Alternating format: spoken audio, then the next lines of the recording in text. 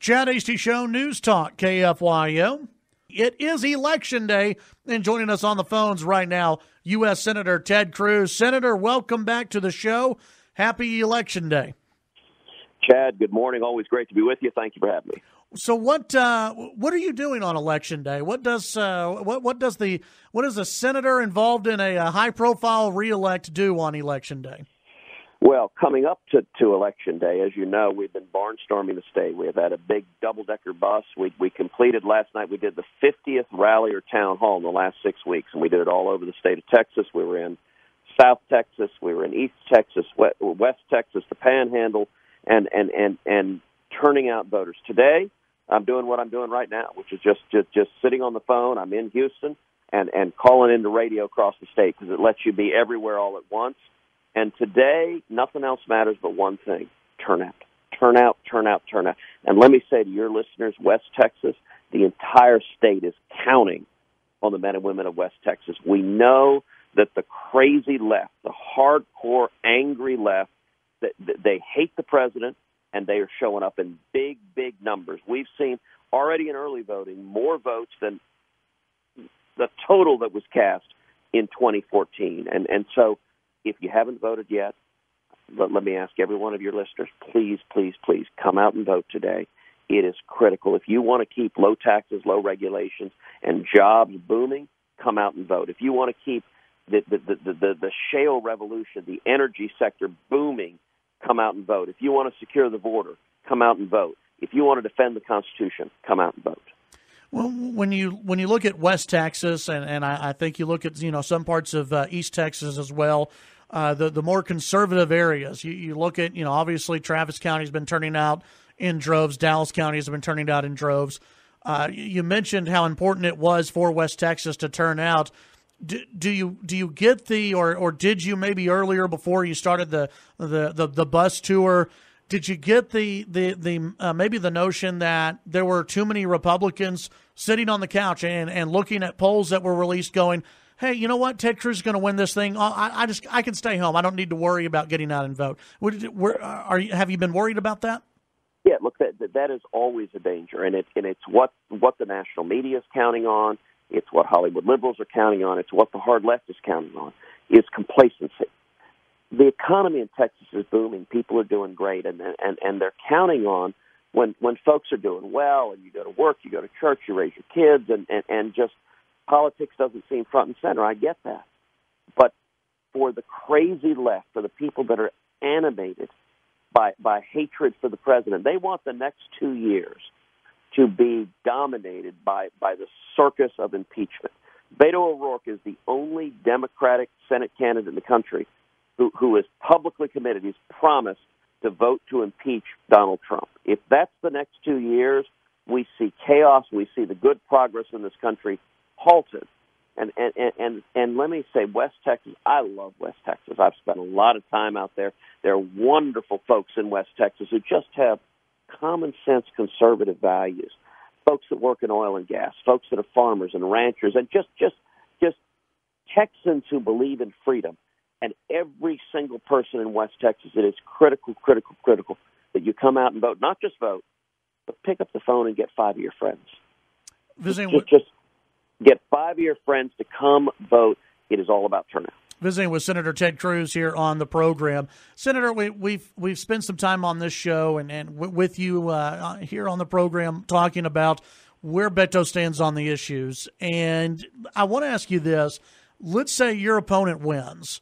What does that mean specifically for the state of Texas going into 2020? Future election impacts, what do you think that means for this state? I think it is profoundly harmful for the state.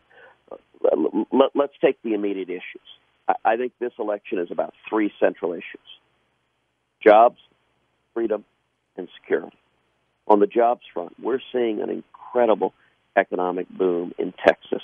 We're producing 33% more oil today than we did just 2 years ago.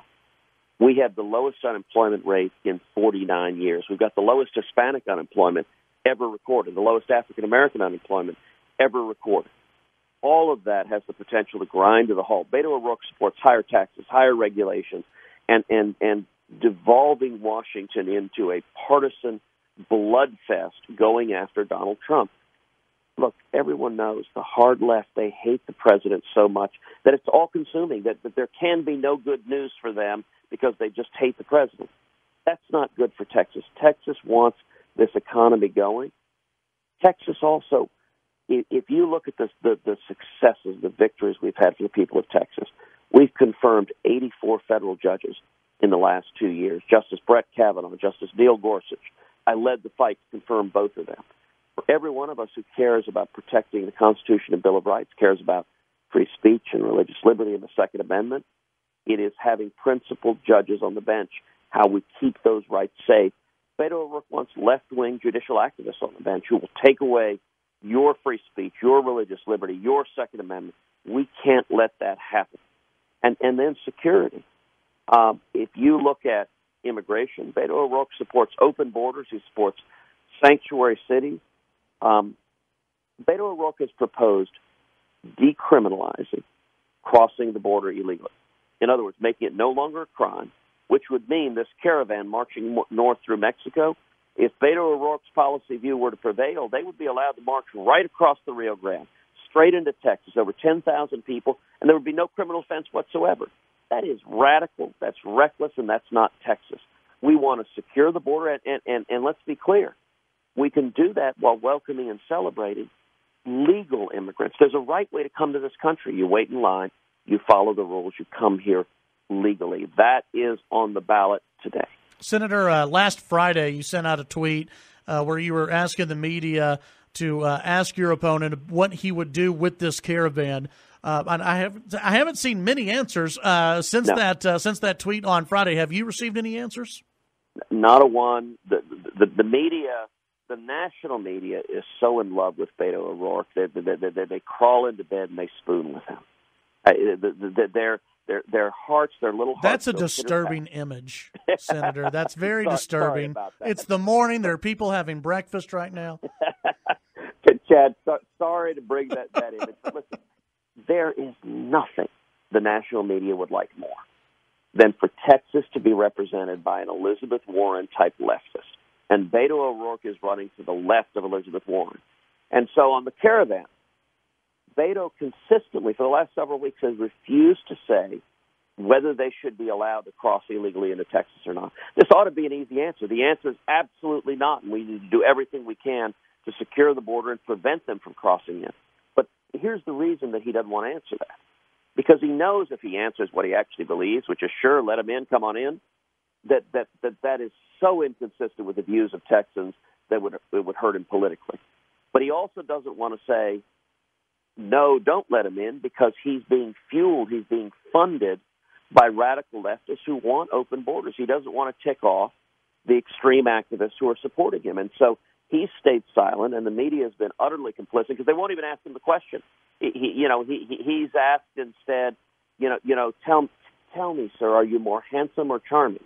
I mean that's the typical hardball question from the media because they want. And by the way, what they think is handsome and charming is that he's a leftist, that he wants higher taxes, higher regulations, open borders, and aggressive gun control. That's what they're in love with, is that they want a left-wing radical representing Texas. But the good thing is the people of Texas, our values are common sense conservative, and we don't want to see a leftist doing damage to the state of Texas.